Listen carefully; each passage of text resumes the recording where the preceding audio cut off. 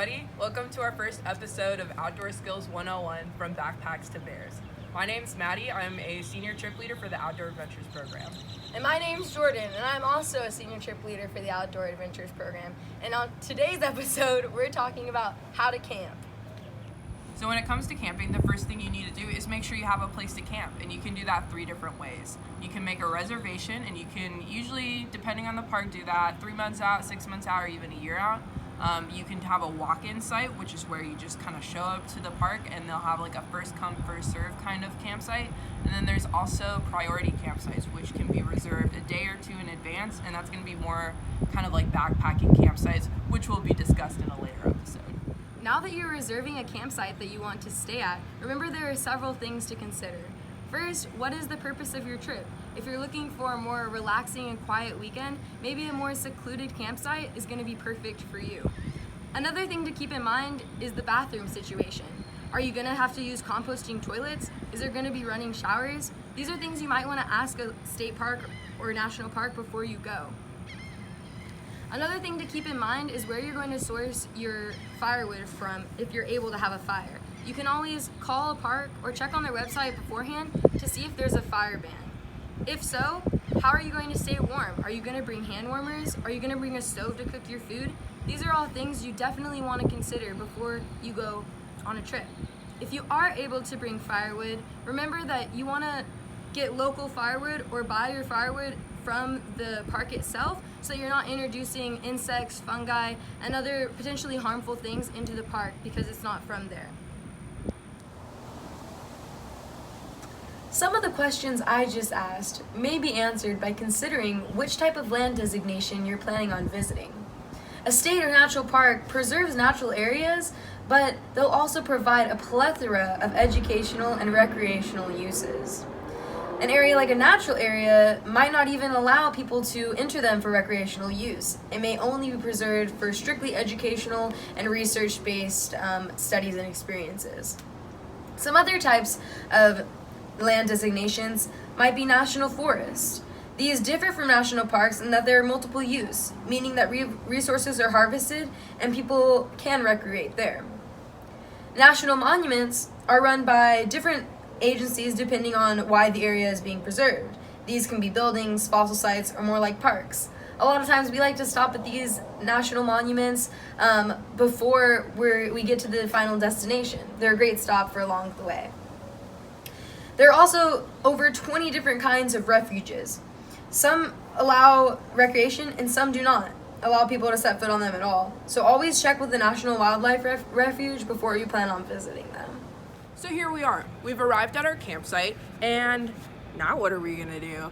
First things first, you always want to check in with your park, your natural area, wherever you're staying, with the rules of the place. So a lot of times there is a person limit at your campsite or a car limit at your campsite, so you definitely want to make sure you're following the rules and maybe even get 2 campsites if you need to accommodate everyone that's coming. There are also rules like quiet hours. A lot of parks will have quiet hours at night so people can sleep and have a great big day of adventure the next day. They got to be all rested up. And so you want to make sure that you know kind of what's going on so you don't have the park police coming at you and being like, hey, quiet down. And then after you figure out all the rules to everything, you want to make sure that you put your tent in a good spot. Otherwise, you're going to have a bad time sleeping.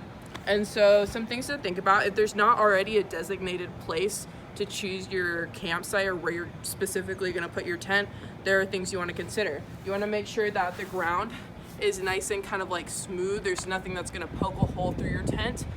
There's nothing like hanging over, like there's not a big dead branch that might like fall on your tent in the middle of the night.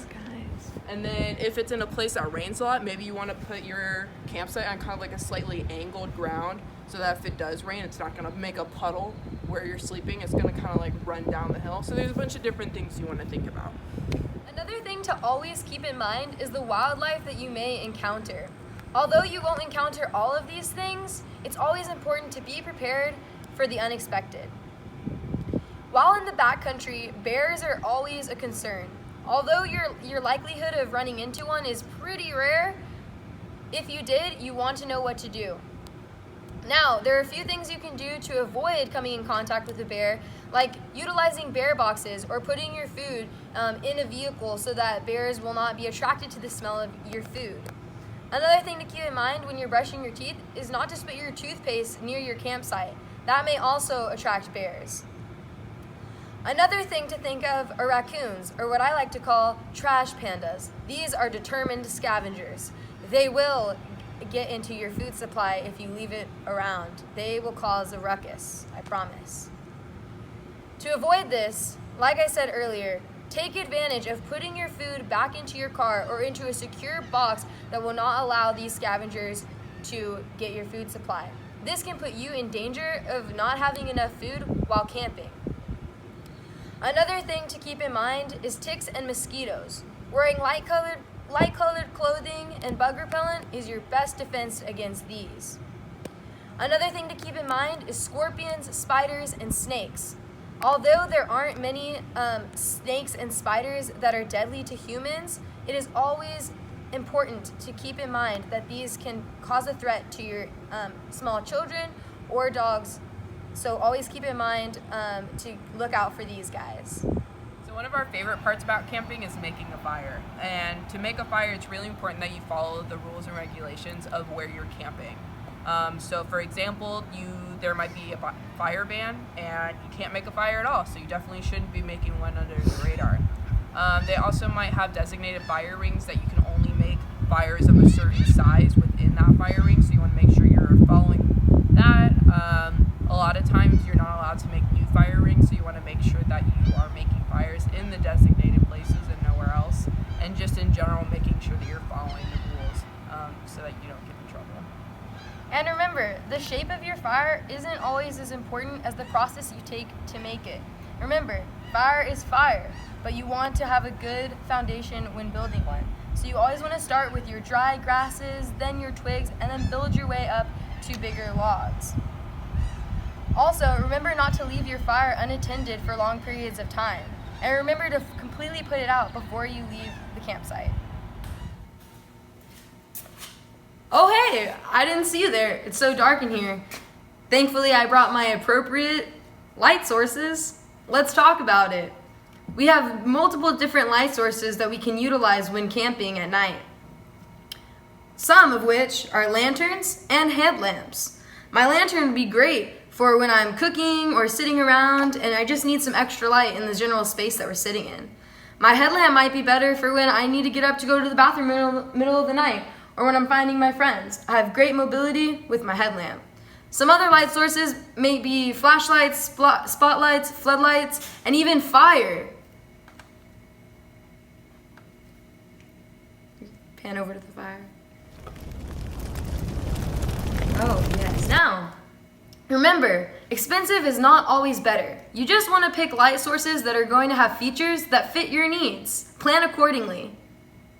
So something important to think about when you're camping is where your food is at all times. A lot of times if your food is with you, like in your backpack or in the tent with you, it's not that big of a deal, but you never want to leave your food unattended because a lot of critters can get to it. So a good idea is to keep your food in kind of like a hard case like this, because I don't know about you, but I've never seen like a squirrel get into one of these because a lot of critters won't stop at just like a tent or your backpack to get to your food. They'll rip through it and they'll eat your food and then you'll end up hungry. In the case of bears, there are some places that have big metal bear boxes that you can put your food in and you can lock it and bears won't be able to get to your food and it'll keep your food away from your camp.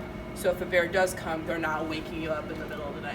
It really just depends on where you're going and what kind of food you're bringing and what you have planned for keeping your food safe. Thanks for tuning in for this week's episode of Outdoor Skills 101, From Backpacks to Bears. Stay tuned for next week's episode on how to hike.